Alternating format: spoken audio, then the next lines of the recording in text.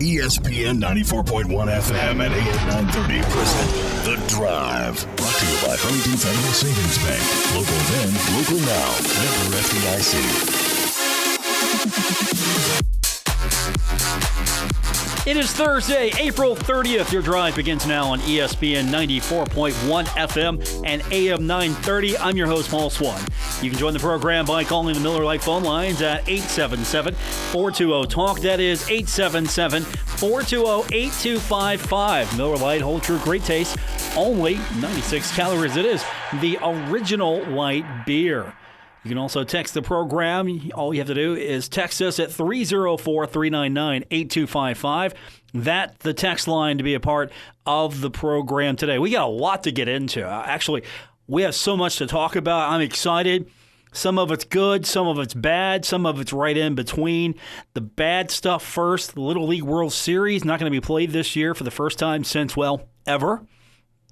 Also, Andy Dalton, no longer with the Bengals. We'll talk more about that. But if you are looking for live sporting events, NASCAR has got you covered. And joining us now, he is a regular on MRN Radio and, of course, our very own Big Buck Country 1015, Jason Toy, with us on the NASCAR restart. We're finally there. We've got some live sports to talk about. Yeah, we do. It's I will say this with NASCAR. And folks have their opinion of racing. I understand that, but it's not everybody's cup of tea. But one thing about it throughout this whole everything that we've gone through in this whole pandemic, when it affects the sports world, NASCAR has been able to stay in the forefront a little bit because of the iRacing. They're one of the few sports that has that capability of being able to do that. So it's been cool. It's been keeping the interest. It's been satisfying to some of the sponsor partners. It's been entertaining for the fans. They've actually become fans of iRacing now. But now the real thing gets to happen. And NASCAR been working with state officials, health officials, and everybody else through North Carolina and South Carolina, and have announced today, matter of fact, just not even within the past hour or so, that NASCAR is going to get back to racing for real. No iRacing. Back to racing for real starting May 17th with the running at Darlington. They're going to run the Cup race there on Sunday. And then they'll have an Xfinity race there on Tuesday night and at Darlington. And then on Wednesday night, they'll come back and run another Cup race at Darlington, a little bit shorter than the 400-mile one they're going to run on Sunday. And then after that, they'll take a couple of days off.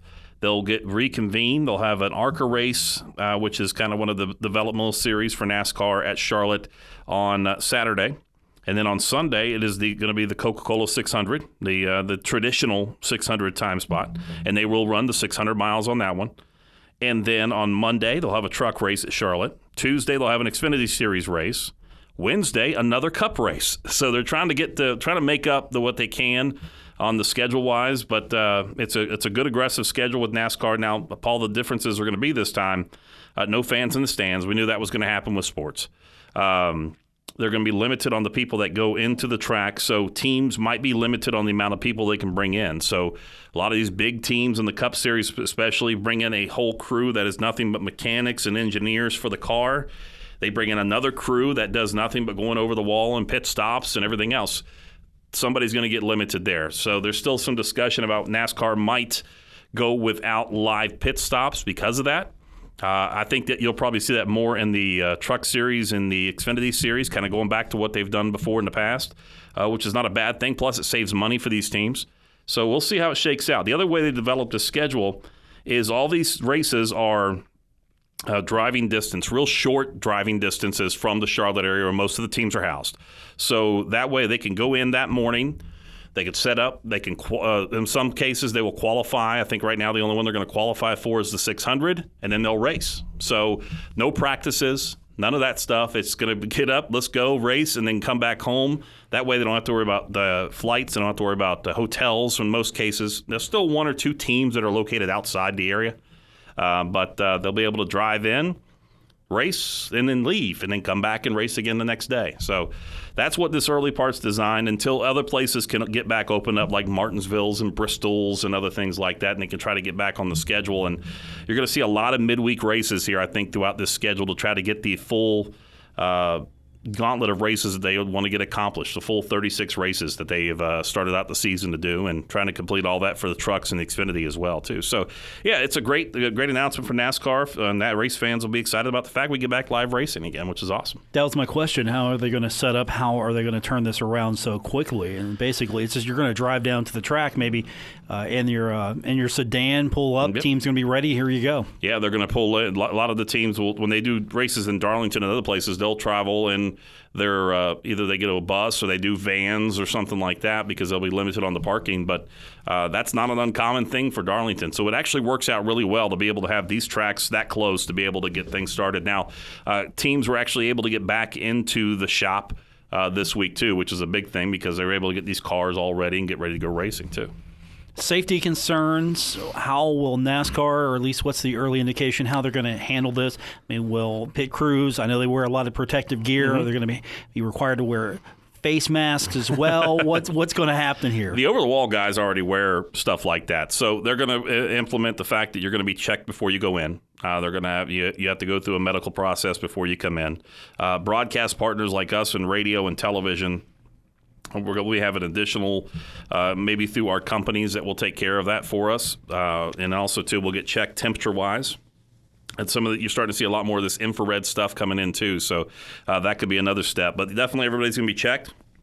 If you're fevered, you won't get in. You won't be able to race. You won't be able to do all of that stuff as well. But once you're in, social distancing, the old standard stuff, social distancing, wearing a mask, avoiding contact, that type deal as well. But at some point, you're going to have to be, if you're working on a car, you're going to be side by side with somebody. So it's going to be like that. But knowing that somebody is healthy and good, that's the one thing. Now, I made the joke earlier, but it's actually a true thing. The safest place to be health-wise will be the driver because you're in that suit, you're in that compartment. It is hot as all get out, 120 degrees in some cases. It'll kill a whole lot of things when it's in there. Jason Toy's with us. Of course, you know him from Big Buck Country 1015 also. He is part of MRN Radio. Is NASCAR the only sport that can maybe pull this off early? I know baseball's still talking. There's a plan to change up divisions, go with geography. Mm-hmm. I know the NBA is still trying to figure out what they're wanting to do. LeBron wants to have a season. NHL, same story as well. Dana White with the UFC. He's going to fight. He's been trying a lot. Yeah, he's going to fight. He would do it in the backyard of our parking lot if he thought he could get away with it. But NASCAR seems to be the first real viable sport to be able to do this because of the fact that even if the fans were there, they would be so far away from the athletes, but you don't want them there right now because of still, you just don't know. I think I saw, I could be mistaken, but flipping through the other night, I think it was on CBS Sportsnet network, because I think they do the PBR stuff, the professional bull riders. If I'm not mistaken, they were actually already doing bull riding competitions I think this past weekend at one of the states that have started opening things back up. So some racetracks across the country, some short tracks in areas that aren't devastated by the virus, and up in the Dakota areas and those type of places have actually started back racing again without putting fans. If they do, the fans are separated from in the stands, but they've actually started back short track racing again, which is a good thing. It's a good sign of things to come. And obviously, NASCAR takes the step, and they go along with what health officials say, what the doctors are telling them, how they're advising them as well to do this the right way and safely as well. So they've done everything that they need to be able to do that and continue to add more and more to it. And honestly, I think that first race weekend, that 17th, when they're there on that Sunday, it'll be a true learning day. They're going to learn a whole lot of, okay, next race we're going to do this differently or separate this type of deal. So it'll be interesting to see. Do you feel this season, try to get everything you possibly can as much as possible to get on the track, and then next season when you have more information and you know more, that's when the fans are going to be allowed to come back? I think it's going to be like that with sports in general, period. I think, honestly, once we can muster our way through this fall, hopefully you talked about it already. Basketball's looking at, baseball's looking at it different ways. Hockey, I think, has also been exploring opportunities and how they'll be able to do some things. I think that it'll be a lot of learning experiences for a lot of sports and how to do things because you can't get back into arenas right now. You can't do concerts. You can't do major people where a lot of people are together. That's why a lot of these sports are going to be without fans. I mean, it kind of rolls into how it's going to look like in the fall when it comes to, the NFL can pull it off. They can.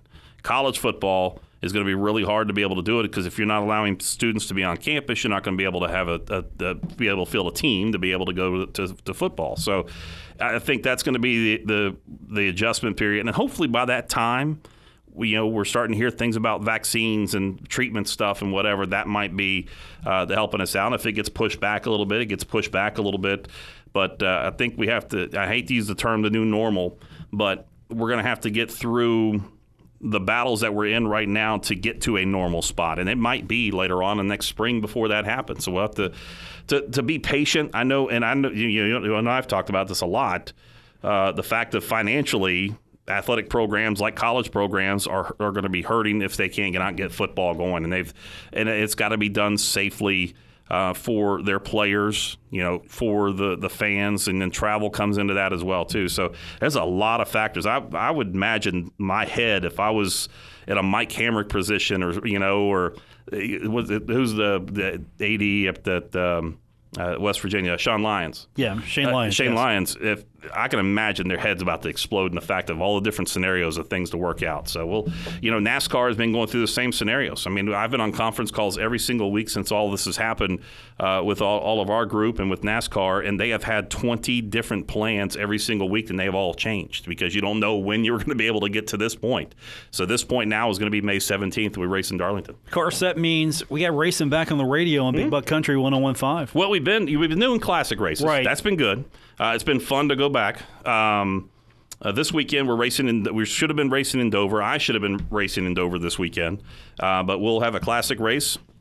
How ironic that the fact that the race that we have coming up this weekend was a battle from about 4 years ago, 2016, with Matt Kenseth and Kyle Larson. Larson, who's out of that car, Kenseth going into that 42 car now in current days. So those two battled it out all race, and was a classic finish on that one. So we're going to have that for you 1 o'clock on Sunday on Big Buck with a classic race there. We'll have another one next weekend as well as we get to live racing. So it's been a great thing to have for us as well. So it's going to be fun. I think it's kind of a lot of other leagues are going to be watching this on how NASCAR is doing this. I think you're going to see a lot of other places like the NBA and the NBA, Major League Baseball, everybody else going to look at it and say, okay, here's what they're doing. Here's how we can do ours. So it's going to be fun to watch. I want sports all day. I want baseball in the afternoon. Then I can have some NBA at night. You're going to get bombarded. I love it. I want my summer to be me not doing this show, just all sporting events all day, every day. What I feel the hardest for, I feel the worst for, are the high school kids. Those seniors that graduating this year. My son graduating, but luckily he only played football. He didn't play baseball or anything in the spring sports. Those kids that were going into their senior year, they lost the entire year when it comes to that. And I really, really hope that, obviously safety first, but we can get back to some normalcy for kids later on when they get back into their high school or middle school athletics here later on in the fall. And it's going to be a long time before we get there. You got to get back working out again, get some team group stuff back together again, and figure out a way to make that normal and what's going to be the term I don't like to use, but it is going to be the new normal of having to go through medical checkups and everything else before you can put all those kids on a football field or on a basketball court or on a soccer pitch, and all that stuff as well. So I really hope that for the high school kids, particularly in our area and across the country, they'll be able to get back to something. The soccer pitch, and of course it's not a jersey, it's a kit. Yep. It's a kit. And it's not zero, like 1-0, nil. it's nil. Yeah, yep. All these terms.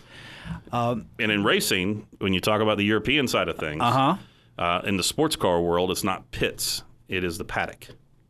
So when you talk about back in the garage area or the pit area, it's in sports car racing and Formula One racing, it is called the paddock. So you have different terms like that as well too.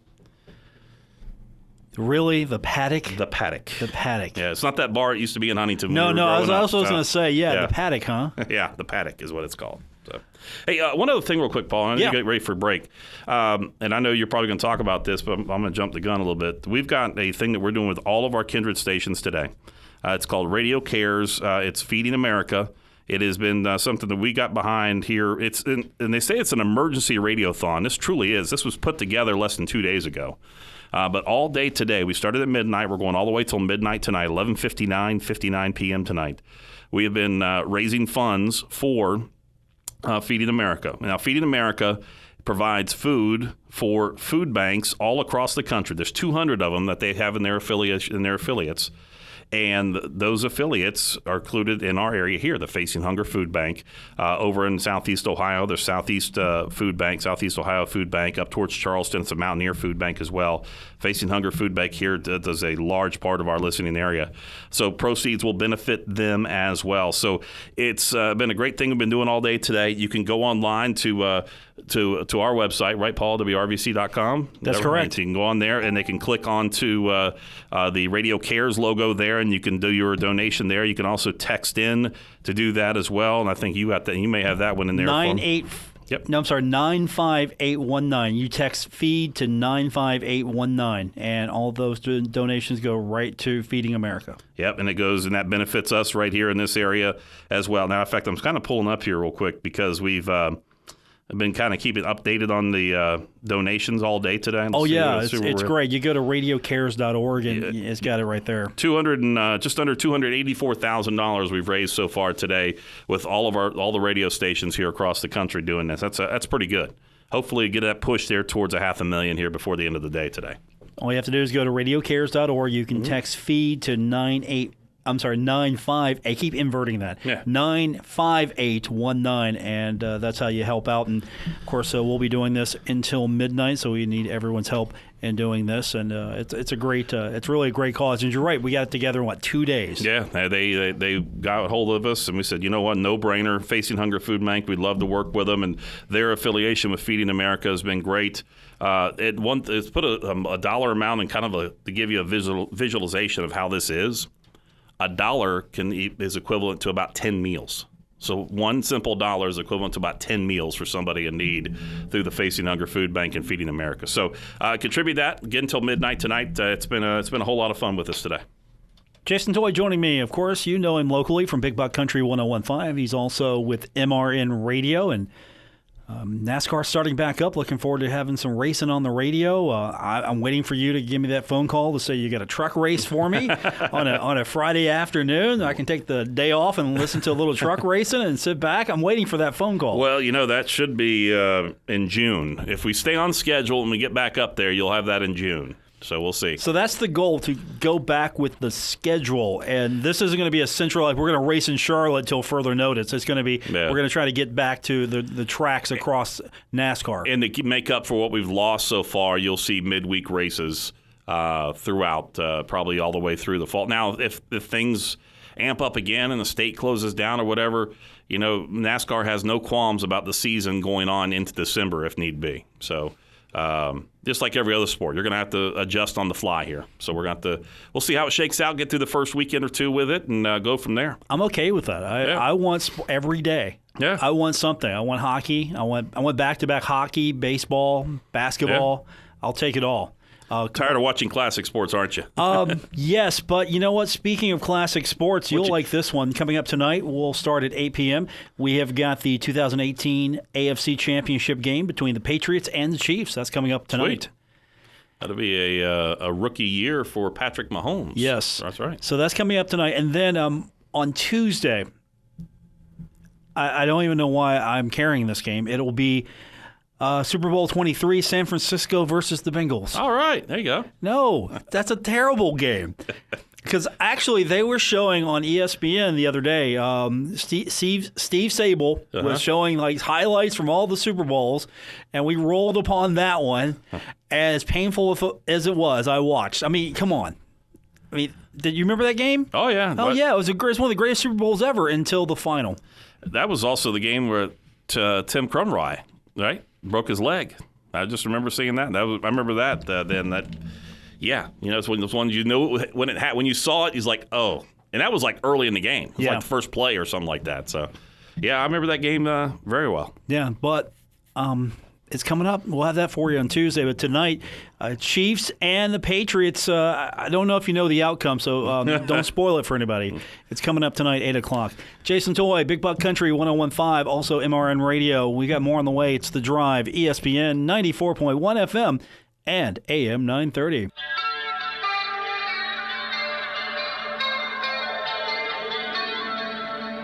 Now, back to The Drive with Paul Swann on ESPN 94.1 FM and AM 930.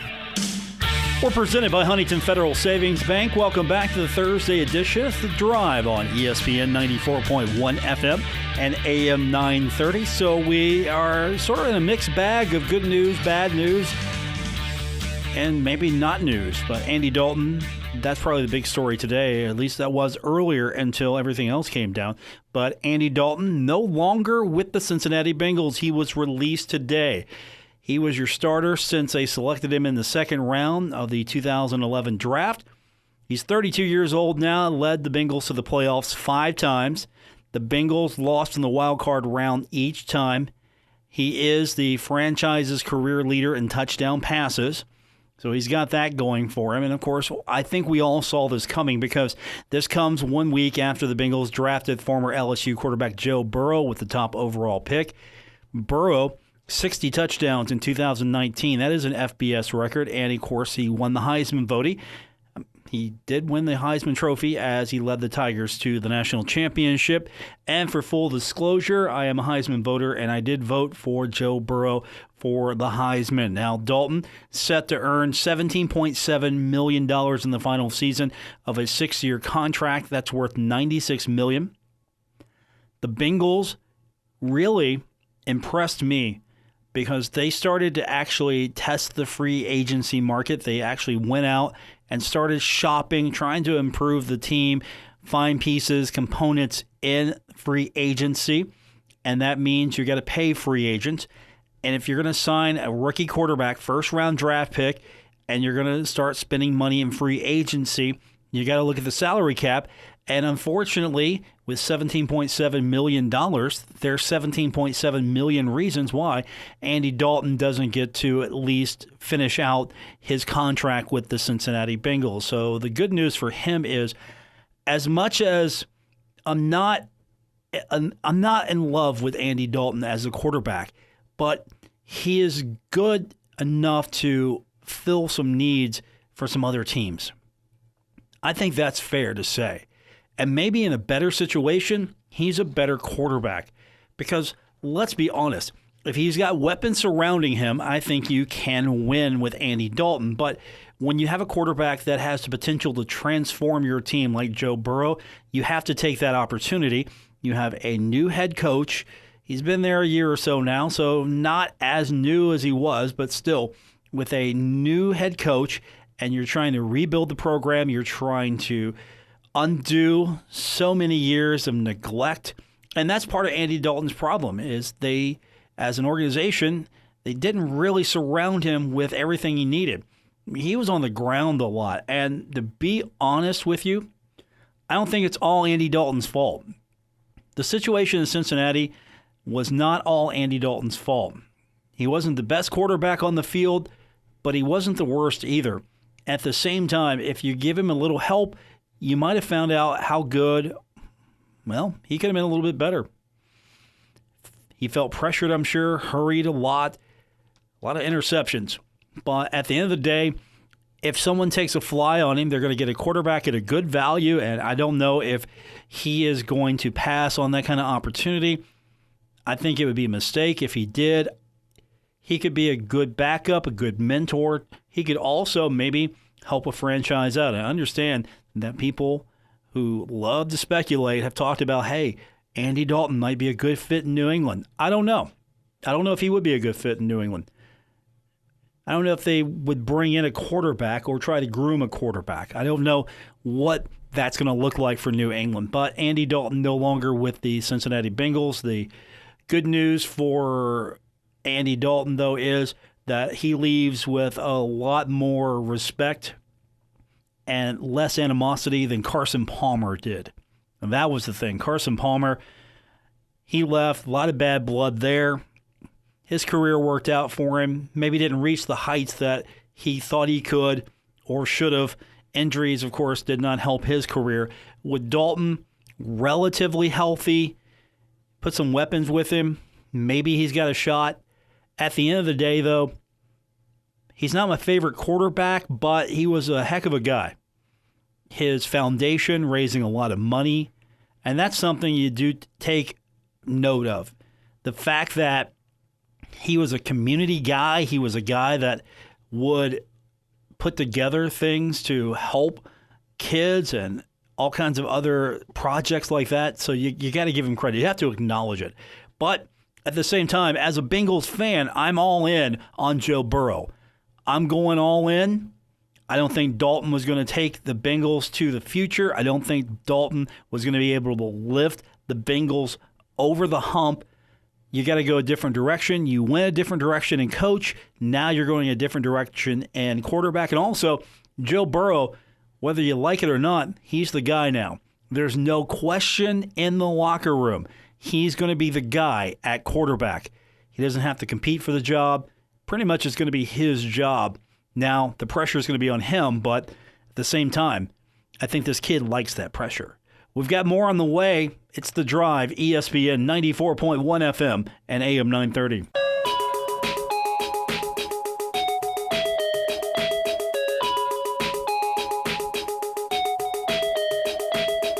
This is The Drive with Paul Swann on ESPN 94.1 FM and AM 930. We're opening it up now. I'm going to get you used to it, so start thinking about it. We are social distancing, so instead of you actually calling the program, you can text the show. Text line is 304-399-8255, 304-399-8255. That is your text line to be a part of the program. Paul Swann, your host here for today's edition of The Drive on ESPN 94.1 FM and AM 930. I asked earlier on our Facebook page, where do you think Andy Dalton should go? And I asked you to send me text. I've got the Steelers. Text the Steelers. No, I don't want Andy Dalton going to the Steelers because then they might resurrect him and use him against the Bengals. So I don't want that. You can send your text comments anytime. Again, 304-399-8255 to send a text message to the program. Now, we were talking about NASCAR opening back up, starting to get some races going without fans. I don't know when fans are going to come back. I don't know when it's going to be safe, to be quite honest, because every day we learn something new, and every day we're all in the same, I think, same boat when it comes to we just don't know. But there has been sort of a focus on, will you feel comfortable when you can go back to see sports? In the current climate, current situation, no vaccine, you're social distancing. And a recent Morning Consult poll showed that less than 40% of the U.S. adults that would go attend sports anticipate feeling comfortable attending a sporting event sometime this year. And I think that is interesting because you might open up the doors to see your favorite football team, your favorite baseball team, your favorite basketball team. But here's the thing. How do you make the fans feel comfortable? And how do you go about it with social distancing guidelines? Because the virus will be the virus is going to be in play for a while. So how do we do this? Where there will be hand sanitizer? I mean, will football stadiums have hand sanitizer dispensers? Because let's be honest, it's hard to get hand sanitizer now. So are we going to see hand sanitizer all over the place? Or are we going to have cleaning crews constantly wiping down? How does this play out? What does this look like? How do you keep the venue clean? Do you limit your menu? I've seen that now in some fast food restaurants. They limited the menu because, of course, they're getting such a surge. Trust me, you drive by Jones C. Edwards Stadium and you want to go and get a burger, chicken McNuggets, you want to go get breakfast, Yeah, those places are pretty busy right now. They're getting swamped. And so they're limiting their menu. Do you limit your menu at the concession stand so you don't have a long wait? Pretty much this is what you get. One size fits all soft drink, hot dog, a couple other items. Here you go. Thank you very much. How does that work? And of course, there's also the issue of will you have to stand 6 feet from one another when you're in line at the concession stand? And to be quite honest, I don't know how you can distance properly and allow people to walk through the concourse. It's going to be interesting. Will you have limited concession stands? Will you have arrows pointing where you can walk? I mean, mark it out so a 3-year-old can follow. You walk in the stadium this way, you walk out the stadium this way. You go to your seats this way, you go to your seats that way. If you want concessions, this is where you go. And do you close certain parts of the stadium if you bring limited fans back? Will there be that transition period? I'm glad I don't have to answer these questions. I'm kind of interested as well. How do we operate the press box? Because you're going to have people in close proximity. So will you have limited media? Will you have limited officials? Yeah. Will I be sitting 6 feet from Dave Walsh? The answer is yes. Already the answer is yes. I'm going to tell you that right now. I'm sitting 6 feet minimum from Dave Walsh. Love you, Dave. I hope you're listening. I hope you're well out there. You know, I haven't had a Monday show with Dave Walsh in forever. And if I could shrink wrap him and bubble wrap him, and I'd bring him in the studio right now. But we've been pretty closed down here trying to limit interaction. So I can't bring Dave Walsh in on the show with me. And trust me, with all of the mishaps we've had with his cell phone, I would dare not try to video conference him in or do anything like that. I would be terrified. But back to the bigger point at hand here, I do go off on a tangent. I do. I understand. The bigger point here is, how do you bring fans in, social distance, make fans feel comfortable, and do all this in a stadium setting?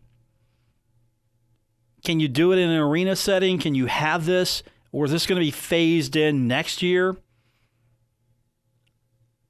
I would love to see the plan, because you're going to have to direct traffic. And does that mean you don't have tailgating on the parking lot? Honestly, think about that. If you're relaxing guidelines, but you're still trying to practice social distancing, do you allow larger groups of people to tailgate on the tailgate lot? You can park your vehicle there, but sorry, you can't bring out your grill and congregate and have a tent and have multiple people. You can't do that. Or can you? What will the direction be? There are so many questions that need to be answered right now. And will you feel comfortable attending a game in which there are crowds in the concourse, and of course you're sitting close to somebody? For some of you, you don't care. You're just going to do it. And more power to you. But for a lot of people, not so much as far as right now, want to come back, not so much right away because they wouldn't feel comfortable. And that's fine. It is a choice. If there's going to be football played, I know there will be people who will want to be in the stands. And if that is allowed, there will be a plan. And if you're not comfortable with it, totally get it. And will we be required to wear masks? Will that help bring more fans in if you know that everyone has to wear a mask? No exceptions. If you come into the stadium, you're wearing a mask. Now, of course, the mask is to protect me, and the mask is to protect me. That's it. That's what it's for. I wear a mask to protect you. You wear a mask to protect me. If we're all wearing masks, we limit the possibility. Is that going to be some of the thinking here? Okay, we can bring people in. It's going to be limited in numbers, but they're going to all have to wear masks. And I don't know if some people can do that because, one, do they have masks? Two, are they going to be comfortable wearing a mask? Do they feel like, well, wait a minute, I don't want to wear a mask. Well, can't come in the football stadium. I don't know. None of this really is going to be clear until we get closer to football season, what's going to happen. But at the end of the day, we're going to have football season in some shape or form because it's money. Plain and simple. It's money because it will cause economic crisis for a lot of people. And so there will be a way to put this together. NASCAR is found a way. They believe, and they're going to try it and see what happens. Baseball might have a way. Basketball, hockey, we'll see. Football, they're big enough, they're powerful enough, they'll find a way. More on the way, by the way. It's The Drive, ESPN 94.1 FM and AM 930. Don't worry.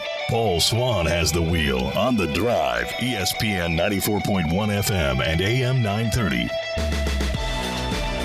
We're wrapping up today's edition for Thursday, April 30th. The Drive on ESPN 94.1 FM and AM 930, presented by Huntington Federal Savings Bank. Now, we've talked about the last few days, the NCAA, and the fact that college athletes are now going to have some opportunity to profit off their names, their images, and their likeness. The NIL, and that's going to start in 2021.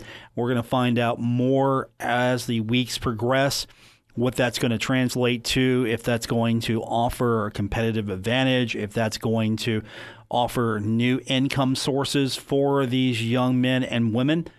One thing, though, we can count on, it's not a new video game with college football. That's not happening. So what is the point of this thing? I'm sure some of you are asking. Well, here's the problem. NCAA football. It was almost a rite of passage every summer. We would get this game before college football began. And I think the fan base was, if not more, just as passionate as the Madden fan base. And so there's going to be a difficulty here in getting this thing off the ground because student athletes would not be able to reference trademarks or other intellectual property from the school they attend in any endorsement or sponsorship under the proposal that's coming out. So basically, I can profit off who I am, and I can say pretty much, this is where I'm from, this is where I play, but that's about it, if I understand this correctly. Hi, I'm Paul Swann, shooting guard, Marshall University, and I want you to come to Paul's Taco Stand. I think that's how it's going to work, kids. But unless some things happen, we're not going to see NCAA football because you can't use school logos, you can't use uniforms, you can't use other properties that belong to the university, the athletic department. And here's the other problem. You don't have a union. You don't have a players' union. There's no players' union making group deals. Now, if you could put one together, I'd love to see how that worked, but you don't have a players' union putting together deals, so there's no blanket licensing. If there was a players' union, you could feasibly say, all right, we've got this players' union, we're going to sign in on this so you can make some group deals happen for us. So that means the players get a percentage, they get a piece, they get a little bit of the action under the licensing deal. And so the licensing deal makes it possible for you to be able to use all the players. If you get NCAA football, and I don't mean football, I mean here, NCAA, can we use all the stuff that goes into football? Yeah. And what's that going to cost? I don't know. But I hate to disappoint you, but we're probably a few years off from figuring that out. But if there's a will, there's a way. And if there's an opportunity to make money, there will be. Hey, don't forget, we are right now in the middle of our Radio Cares Feeding America Emergency Radiothon. All you have to do for more information is go to radiocares.org or text FEED to 95819. All donations go directly to Feeding America. And, of course, that means it benefits Feeding America. And we're talking about, of course, the food bank locally as well. So this is money that's going to benefit everybody. All you have to do is go to radiocares.org, find out more information. That's going to do it for this edition of The Drive here on ESPN 94.1 FM and AM 930.